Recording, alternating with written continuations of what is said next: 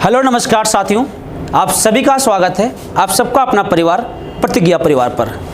So guys, आप सभी लोग के लिए SSC GD, Bihar civil code, UP police इत्यादि सभी एग्जाम के लिए जिसमें हिंदी व्याकरण से सवाल आती है, आप सभी के लिए मैं हिंदी व्याकरण का क्लास लेकर आया हूँ। उम्मीद करेंगे कि यह क्लास आपको अच्छा लगेगा और अच्छा लगेगा तो वीडियो को शेयर कर दीजिएगा। तो आज जो क्लास है हिंदी का फर्स्ट क्लास आपका है और शुरुआत होती है आपकी भाषा से। जो आपकी भाषा होती है ये लैंग्वेज होती है। तो भाषा की भाई बात करते हैं तो भाषा जो एक संस्कृत शब्द से आया है जिसका मतलब होता है भाष्य, और भाष्य का मतलब होता है बोलना। और भाषा की जो सार्थक इकाई होते हैं, सार्थक इकाई कहने का मतलब ये हुआ कि जिसका कोई ना कोई अर्थ हो और अर्थ बढ़िया हो। तो भाषा की सार्थक इकाई को हम वाक्य बोलते हैं, और वाक्य से जो छोटा होते हैं उसे हम उपवाक्य के नाम से जानेंगे। तो जो वाक्य से छोटा होंगे उसे हम क्या बोलेंगे? उपवाक्य बोलेंगे। और जो उपवाक्य से भी छोटा होंगे उसे हम पदबंध कहते हैं। क्या बोलते हैं? उसे हम पदबंध कहेंगे।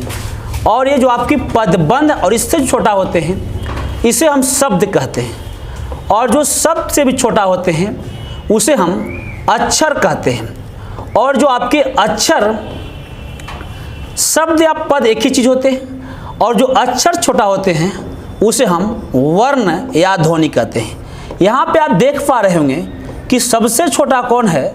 तो सबसे छोटा जो है वर्ण या ध्वनि है, सबसे छोटा वर्ण है। तो एक लाइन में सवाल अगर आपसे पूछा जाए कि हम वर्ण या ध्वनि किसे कहते हैं, तो जो सबसे छोटा होते हैं जिसका खंड या टुकड़ा नहीं किया जा सकता है उसे वर्ण या ध्वनि बोलेंगे। अब वर्ण और ध्वनि का सिंपल सी परिभाषा है, जिसका खंड या टुकड़ा नहीं किया जा सकता है। तो जिसका भी खंड या टुकड़ा एकदम छोटा है, इसका जो आपका खंड या टुकड़ा नहीं कर सकते हैं। खंड या टुकड़ा कहने का मतलब हुआ कि इसको हम और छोटा नहीं कर सकते हैं। तो जिसका खंड या टुकड़ा नहीं किया जा सकता है उसे हम क्या बोलेंगे? वर्ण या ध्वनि बोलेंगे। वर्ण या ध्वनि में छोटा सा डिफरेंस है दोस्तों। वर्ण या ध्वनि में क्या डिफरेंस है? अगर कोई चीज को हम लिख देते हैं तो वह वर्ण होता है, और जब उसे हम बोलते हैं, साउंड देते हैं, तब वह क्या होते हैं? ध्वनि होते हैं। जब लिखेंगे तो वर्ण और बोलेंगे तो आपका ध्वनि होंगे। अब बात को और समझिएगा। ये वर्ण का सिंपल सी फॉर्मूला, जिसका खंड या टुकड़ा नहीं किया जा सकता है। और वर्णों के समूह की अगर बात करें तो वर्णों के समूह को जो कहा जाता है, वर्णों के समूह को वर्णमाला कहते हैं। अगर आपसे पूछे कि वर्णमाला किसे कहते हैं तो वर्णों के समूह को वर्णमाला कहेंगे। वर्णों के समूह को हम क्या बोलेंगे? वर्णमाला कहेंगे। अभी तक हमने क्या क्या बात बढ़ाया? भाषा की सार्थक इकाई वाक्य कहलाते हैं, वाक्य से छोटा होते हैं उपवाक्य कहलाते हैं, उपवाक्य से छोटा होते हैं पदबंध, उससे छोटा पद या शब्द, उससे छोटा अक्षर, और सबसे छोटा वर्ण या ध्वनि। जिसका खंड या टुकड़ा नहीं करेंगे उसे हम वर्ण या ध्वनि कहेंगे। सबसे छोटा होते हैं, लिख देंगे तो वर्ण और बोल देंगे तो ध्वनि होते हैं। वर्णों के समूह को क्या बोलेंगे? वर्णमाला। इतनी बात समझ में आपको हो गया। अब हम समझते हैं वर्ण के बारे में। हम वर्ण किसको कहेंगे? तो सबसे पहले दोस्तों यहाँ पे वर्ण के बारे में, तो वर्ण का सिंपल तो परिभाषा हो गया सर कि जिसका खंड या टुकड़ा नहीं किया जा सकता है, जो काफ़ी छोटा होते हैं, उसे हम और छोटा नहीं करेंगे, उसी को हम वर्ण या ध्वनि कहेंगे। अब वर्ण की बात करते हैं तो इनकी संख्या होते हैं। वर्णों की संख्या लेखन के हिसाब से अलग होते हैं, उच्चारण के हिसाब से अलग होते हैं। अगर आपसे पूछा जाए लेखन के हिसाब से वर्णों की संख्या, तो लेखन के हिसाब से वर्णों की संख्या 52 होते हैं, अर्थात 52 होते हैं। अगर आपसे पूछा जाए उच्चारण के हिसाब से वर्णों की संख्या, तो उच्चारण के हिसाब से जो वर्ण होते हैं ये आपकी 46 होते हैं। और अगर आपसे पूछा जाए मूल वर्णों की संख्या, तो मूल वर्णों की संख्या जो होती है वो आपका 45 होते हैं, यथार्थ 45 होते हैं। अब यह वर्ण की बात करते हैं तो यह वर्ण दो प्रकार के होते हैं। एक का नाम है स्वर वर्ण और दूसरा का नाम है व्यंजन वर्ण। बोलो क्या क्या दोस्तों? एक का नाम है स्वर वर्ण और दूसरा का नाम है व्यंजन वर्ण। अब हम बात करते हैं स्वर वर्ण की। किसकी बात करते हैं? स्वर वर्ण की बात करते हैं। एक वर्ण का नाम है स्वर वर्ण और दूसरों वर्णों के नाम है व्यंजन वर्ण। तो एक तो अपन स्वर वर्ण हो गया और दूसरा कौन वर्ण हो गए? तो दूसरा हो गए भैया व्यंजन वर्ण। बोलो कौन वर्ण बाबू? व्यंजन वर्ण। स्वर वर्ण किसे कहते हैं? बड़ा ध्यान से समझिएगा। स्वर वर्ण उसको कहेंगे जो स्वतंत्र अवस्था में पाया जाता है। बोलो कौन सी अवस्था में? स्वतंत्र अवस्था में पाया जाएगा, उसी को हम स्वर वर्ण कहेंगे। मतलब इसको उच्चारण करने में किसी दूसरे की कोई आवश्यकता नहीं होती है, अर्थात स्वतंत्र अवस्था में जो पाए जाते हैं वैसे वर्ण को स्वर वर्ण कहा जाएगा। जब बात करते हैं व्यंजन वर्ण का, तो जो व्यंजन वर्ण उसको कहेंगे जो स्वर वर्ण के पदों में व्यक्त होते हैं। कहने का मतलब ये हुआ कि जिसको उच्चारण करने में हमें स्वर वर्ण की सहायता लेना पड़े, वैसे वर्ण को व्यंजन वर्ण के नाम से हम जानते हैं। अब सुनो ध्यान से दोस्तों, स्वर वर्ण किस अवस्था में? स्वतंत्र अवस्था में। अब हमें यह समझना है कि स्वर वर्ण आखिर है कौन कौन सा।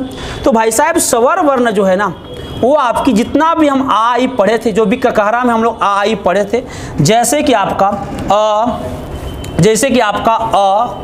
ये भी आपका स्वर वर्ण है। आ इसको बड़ा आ बोलते हैं, इसको ई बोलते हैं छोटी वाली, इसको बोलेंगे बड़ी वाली। ऊ छोटू, इसको बोलेंगे बड़ू।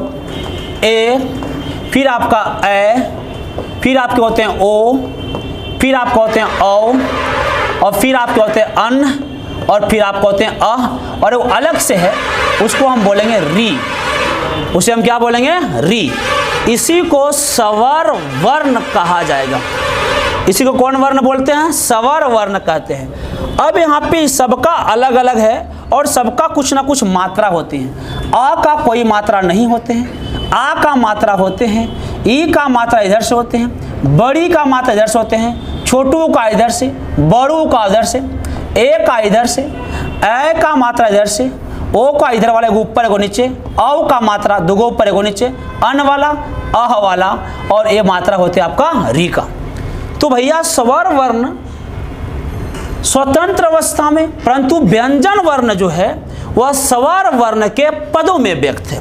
व्यंजन वर्ण किसके पदों में व्यक्त है? स्वर वर्ण। तो भैया कोई भी व्यंजन वर्ण बोलिए उसमें आपको स्वर वर्ण का ही तुलना होगा। जैसे कि हमने बोला यहाँ पे क, हमने क्या बोला? क। तो भैया लास्ट में क्या बोल रहे हैं? हम अ बोल रहे हैं ना।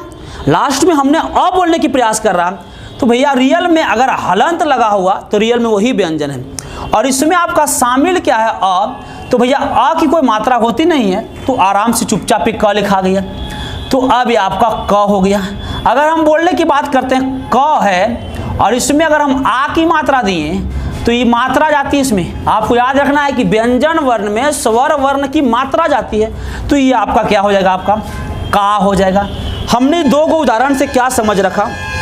तो हमने दो गो उदाहरण से सिंपल सी लॉजिक समझ रखा है, सिंपल सी बातें समझ रखा है कि किस प्रकार से हो रही है कि भैया रियल में स्वर वर्ण ये है, सॉरी माफ करिए, रियल में व्यंजन वर्ण ये है, रियल में व्यंजन वर्ण ये है।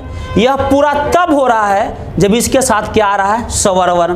बिना स्वर वर्ण को व्यंजन वर्ण पूरा नहीं हो सकता है। बिना स्वर वर्ण को व्यंजन वर्ण पूरा नहीं हो सकता है। तो एक मिनट में, एक लॉजिक में मेरी बात को ध्यान समझिएगा। व्यंजन वर्ण किससे कहता है? स्वर वर्ण से। व्यंजन वर्ण कहता है स्वर वर्ण से कि हम तभी पूरा होंगे जब आप आइएगा, यानी आप तो स्वतंत्र अवस्था में हैं लेकिन हम आपके बिना नहीं रह सकते हैं। तो व्यंजन किससे कहा? स्वर वर्ण से कि भाई तोरा बिना दुनिया वीरान लगो गोरी रे। एक सिंपल सी लॉजिक है कि व्यंजन पूरा होने के लिए किसकी आवश्यकता होगा? स्वर वर्ण की आवश्यकता होगा। उदाहरण में देखो, अगर ये क है और क से हम वापस अ को ले लिए तो ये बेचारा क के साथ क्या बच जाएगा? हलंत बच जाएगा। क के साथ क्या बचेगा भाई मेरे? हलंत बच जाएगा। तो ये आपका व्यंजन करा केकरा से? स्वर से, कि आप आइएगा तभी कुछ होगा। इतना ही नहीं बोला, करा कि हाँ आजो, अवैला के बाद हमरा में समाजो। तो भोजपुरी में हमने गांव देहात में कहावत कहते हैं कि आ जा करेजा में समा जा। मतलब कि अगर यहाँ अयला से कुछ काम ना हो तो जब तक तो हमारे करेजा में ना समयवा हम पूरा बन के तैयार ना हो। अयला से काम कुछ ना हो तो जब तक तो हमारे करेजा में ना समयवा हम का बन के तैयार ना हो। तो ये तो आपकी सिंपल सी बात समझ में आ गया। कौन वर्ण का? स्वर वर्ण। हम स्वर वर्ण की बात कर लेते हैं तो स्वर वर्ण जो है अलग अलग प्रकार के हैं। अगर कोई पूछे लेखन के आधार पर स्वर वर्ण का प्रकार, बोलो किसके आधार पर दोस्तों? तो लेखन के आधार पर अगर आपसे कोई स्वर वर्ण का प्रकार पूछ रहा है तो बड़ा ध्यान से समझिएगा। लेखन के आधार पर स्वर वर्ण की जो प्रकार होती है, स्वर वर्ण की जो टाइप्स होती है वह आपका 13 होते हैं। कितना होते हैं? 13 होते हैं। अगर आपसे पूछे उच्चारण के हिसाब से, बोलो किसके हिसाब से?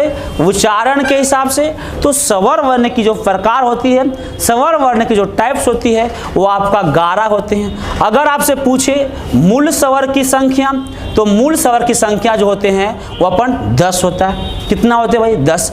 स्वर वर्ण की अगर प्रकार आपसे पूछा जाए, बोलो किसके प्रकार? स्वर वर्ण की प्रकार। तो स्वर वर्ण कई प्रकार के होते हैं। सबसे पहला का नाम है ह्रस्व स्वर, ह्रस्व स्वर है।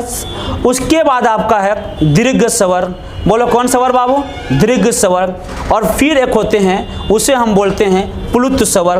कौन स्वर बोलेंगे? प्लुत स्वर बोलेंगे। अब सुनो ध्यान से, ह्रस्व स्वर की अगर आपसे कोई संख्या पूछे तो ह्रस्व स्वर की संख्या जो होते हैं वो आपका कितना होते हैं? 4 होते हैं।